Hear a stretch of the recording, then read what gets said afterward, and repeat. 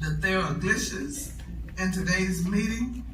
We ask for your continued patience. During our comments from the public and public hearing, I remind you that my lovely Delta sisters and the general public, it is indeed a pleasure, and I bring you greetings from Decatur Alumni Chapter of Delta Sigma Theta Incorporated. We thank you for allowing us to be here as we celebrate 50 years of Delta work in Decatur and in DeKalb County. Just want to spend just a moment to talk to the commissioners because they are servants.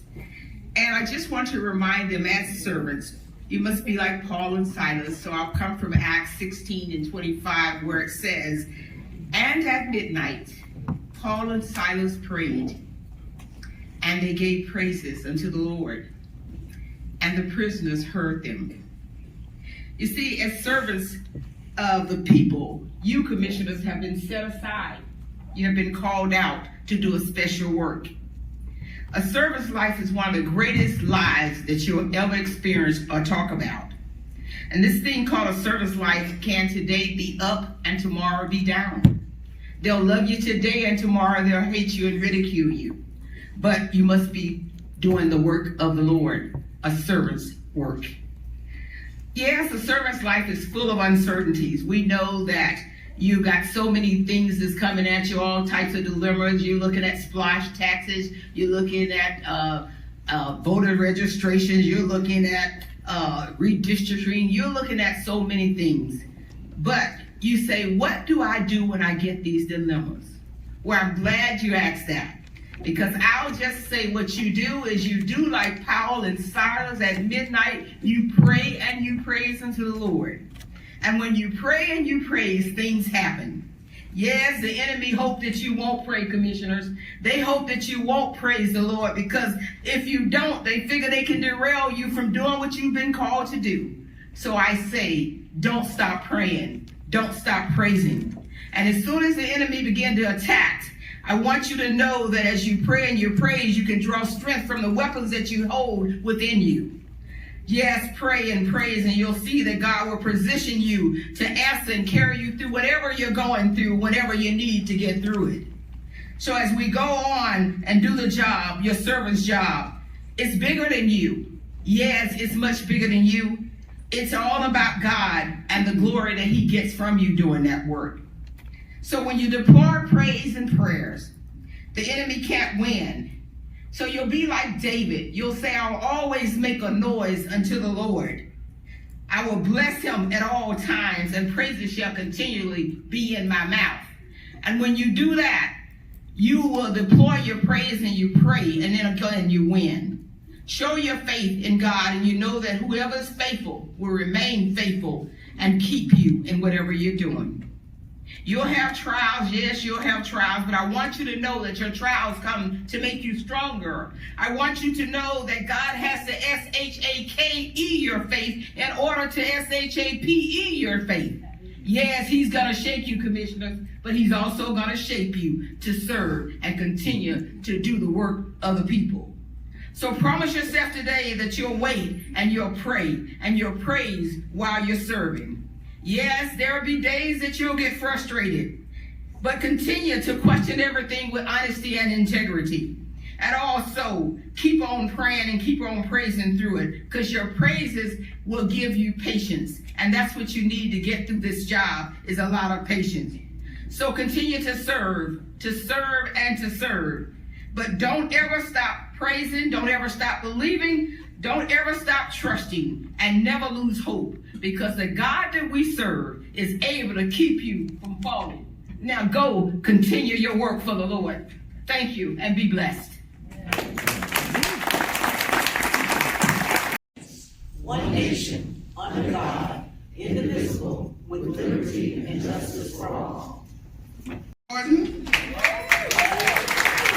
of Fleet Management. He is the Fleet Manager of the Year. Isn't that something? And I also want to bring up my friend John Matesky, Government Technology's top 25 doors, bringers, and drivers.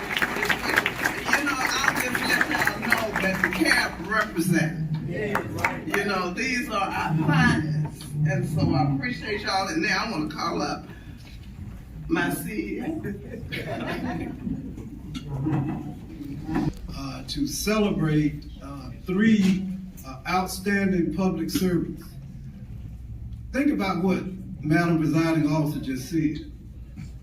Mr. Matowski leads the Technology Department and Innovation that has been ranked number 2 in America.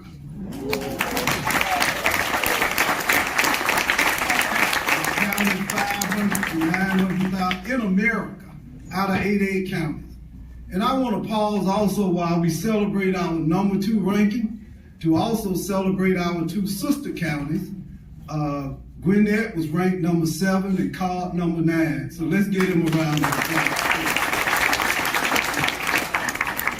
But number 2 is really, really, really good. I want to celebrate Mr. Robert Gordon, along with Fleet Management, who has been recognized as the Fleet Manager of the Year in the United States of America. And as our presiding officer said, Chief Fulham, the best fire rescue chief in the state of Georgia. These are individuals, but they could not have achieved these high honors without the men and women they serve with every day. I've listened and talked to them. They always refer back to their colleagues who work with them, and also to all 6,000 DeKalb County employees, our Board of Commissioners. This is how we collectively celebrate excellence in the delivery of public service. And so now you have evidence, not what Mike says, but what independent evaluators and authorities have said what excellence look like in public service. So thank you, young men. Thank you so much for your service, and God bless you. Y'all know what I'm getting ready to say. I think this is my best day ever as CEO. You know I'm getting ready to say it. And I want to thank our Board of Commissioners, because every time we have come to the Board of Commissioners, these men have come asking for support in terms of funding and resources. You all have never failed to respond. So let's give our Board of Commissioners a round of applause. We have 3 proclamations. I won't read them all. I tell you what, I'm not going to read the proclamation. What, Madam Presiding Officer, I would like to ask for a point of personal privilege and let each one of these men say something. You all have heard from me. These proclamations say whereas, that these 3 men are some bad brothers. That's what it says. So with that being said, we're going to present the proclamation. Bring me, if you will, Andrew, you can bring me first, bring me Mr. Robert Gordon. And rather than me talking, Mr. Gordon, come step forward.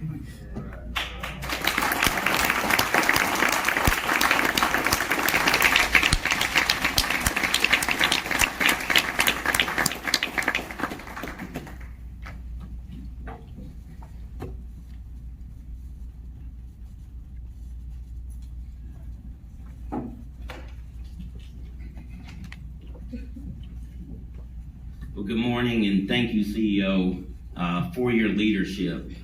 To the CEO, to the Public Safety Director, Jack Lumpkin, to Zach, to the Board of Commissioners. I think we really have the best in the state at all levels, and so I'm super proud of having the opportunity to lead such a great fire department. It was mentioned earlier that we should start with the men and women that are under us, in a sense, and serve with us. And I truly believe that an honor like this doesn't come if you don't have a great team. They don't give this honor to a captain on a sinking ship, as I like to say. So thank you to the men and women, those that answered the phone, those that run into the call. Thank you, and some of them are in the back, so if you will, just give them a hand as well.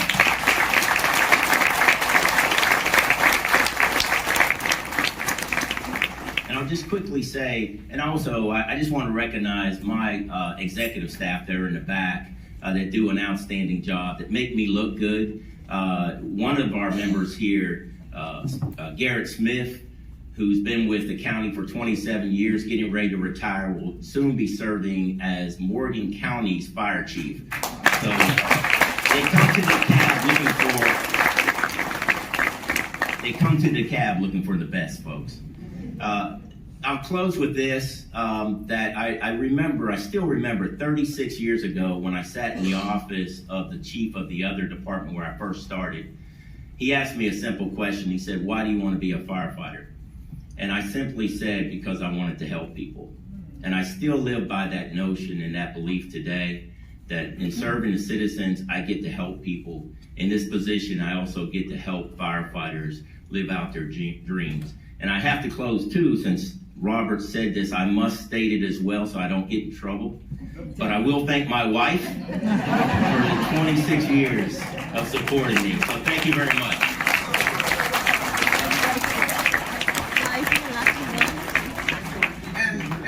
And I'll tell you now, he is quite a leader. You know, if you see all of the new fire stations coming on, the new vehicles that we have, whenever he is in front of the commissioners to present, he does it well. And he makes us all proud, and I love him to death. Thank you. In DeKalb County. What I am bringing to you today is a proclamation for National Suicide Prevention and Awareness Month. And I want to thank everyone for being present to recognize this month. So many of us have been touched directly and or indirectly from suicide, the tragedy of suicide. Today, we need to stand up against the silence and the shame that so many of us feel when one of our loved ones, or our friends or neighbors, commits suicide. I have also been touched by suicide. 25 years ago, my brother put a gun to his head and ended his life. It was an event that I would honestly not wish on my worst enemy. I never would. You wake up every day after someone you love does something like that, and you ask why. You know, why did they do it? What could I have done to help that individual? What could I have said that may have made a difference? And in my case, and so many of us that this has happened to, we'll never know. We'll go to our grave with those questions. So today, I want everyone to really just together, all of us, to recognize National Suicide Prevention Month. And I'm going to ask the audience to participate in this. So first, those of you who have had a family member, a brother, a sister, a spouse, a parent that has taken their life, I would ask you to stand up. And please stay standing. Thank you for your bravery. And stay standing, please. And lastly, those of you that have known someone who's considered taking their life, would you please stand up? So look around the room. This is how many of us have been touched by the tragedy of suicide. And I want everyone to please take a look around at everyone and know that you're not alone. And that suicide, when it happens, you feel so much shame and you want to remain silent, but we can't do that. We can't fix it. We can't make it better. We can't solve it if we remain silent. So today, my call to action to everyone in this room, everyone who is watching this on TV, is please stand up against suicide. So I'd like to call some folks to the front of the room. The first person, and again, y'all can sit. I'm here this morning representing one of my companies, the Hudson Holding Company. We have before you an agenda item that is decision only. As my understanding, I won't have the opportunity to speak during that period of time.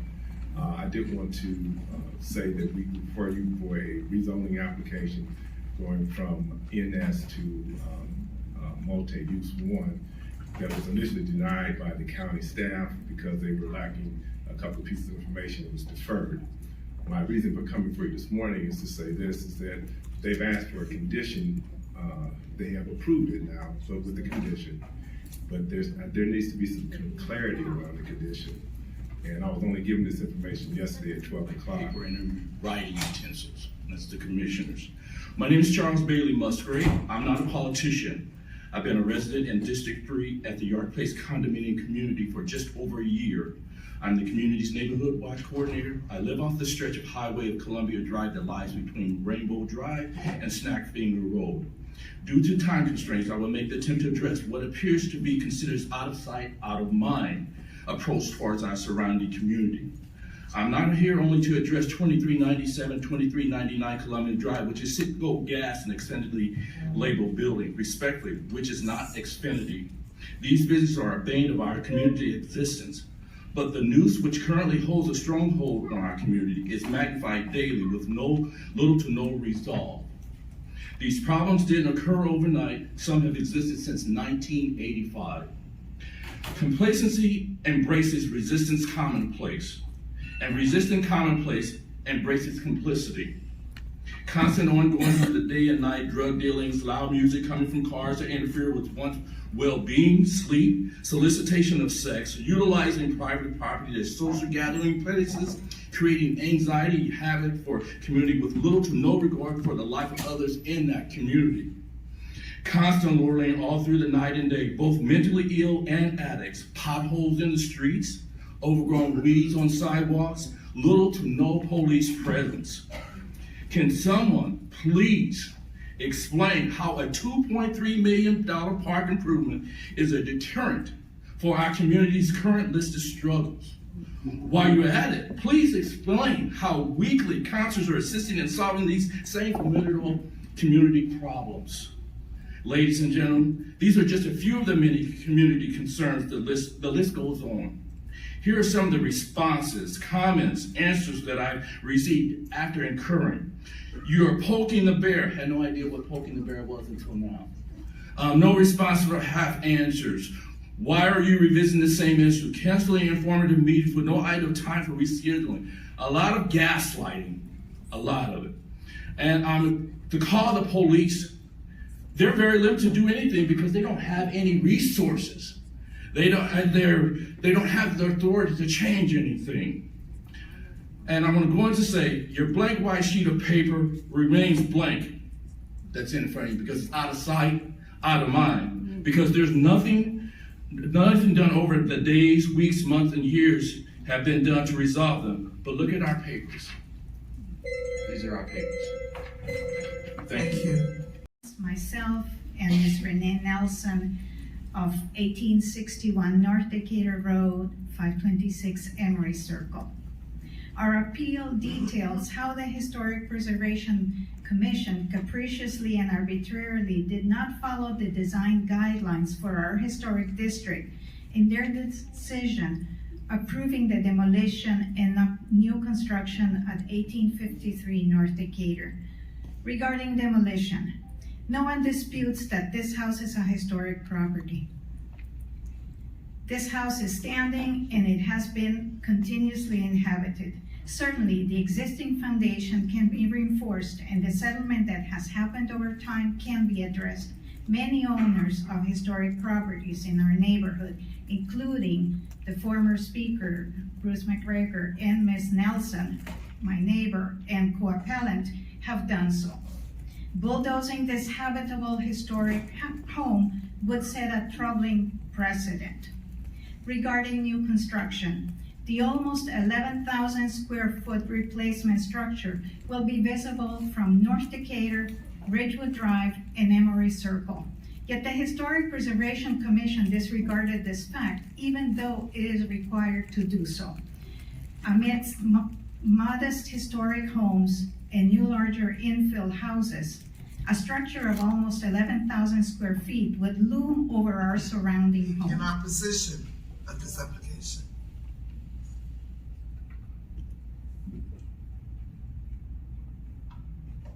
Seeing none, will the staff repeat their recommendation? Commissioners, with 76.67% of the stakeholders in the affected area voting affirmative, the staff recommendation is for approval. Is there a motion? Yes, Madam Chair, I make a motion that we approve this traffic calming petition. Okay, there's a motion, second by Commissioner Ted Terry. So we can open the machines up to vote. This item is approved. Thank you. The next item is 23.